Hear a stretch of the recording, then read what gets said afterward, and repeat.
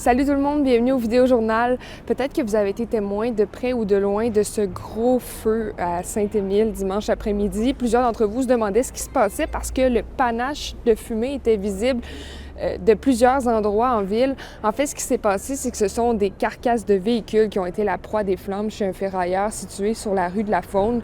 Près de 500 véhicules se trouvaient dans cette cour. Ils ont presque tous été touchés par les flammes. Et là, il y a un adolescent de 16 ans qui a été arrêté, mais les policiers continuent de chercher des complices potentiels. Il y a d'ailleurs une enquête qui a été ouverte par le SPVQ. Maintenant, sachez que le dossier du tramway a continué de soulever les passions ce week-end. 2 manifestations ont eu lieu simultanément, l'une en faveur et l'autre contre le projet. Des centaines de manifestants pro-tramway ont marché sur le boulevard René-Lévesque jusqu'à l'Assemblée nationale. Le rassemblement anti-tramway était plus modeste. Il s'est déroulé à la place Jean-Béliveau.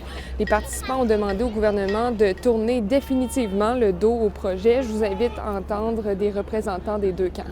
Le projet de tramway initial, on est contre le projet qui a été proposé et que là, on s'en va sur un 6 mois où on va avoir la Caisse de dépôt qui va étudier le projet, à savoir quel serait le meilleur moyen pour Québec. Mais on a peut-être gagné une partie, mais on n'a pas gagné encore la guerre.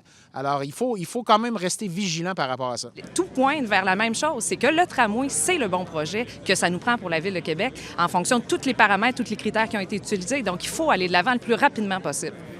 Et la saison du Rouge et Or football est officiellement terminée. L'équipe s'est inclinée face au Carabins de l'Université de Montréal par la marque de 12-6 en finale de la Coupe Dunsmore.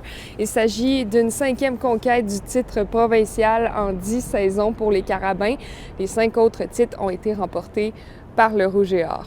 Et je termine aussi en vous montrant ces images de notre collègue Philippe Grenier qui a remporté un prix super prestigieux, c'est-à-dire un prix Judith Jasmin. C'est pour son excellent travail, notamment avec son reportage du Parler-Beauceron. Philippe, il collabore souvent avec nous au Vidéojournal, donc on tenait à lui dire un gros bravo. Bon lundi tout le monde!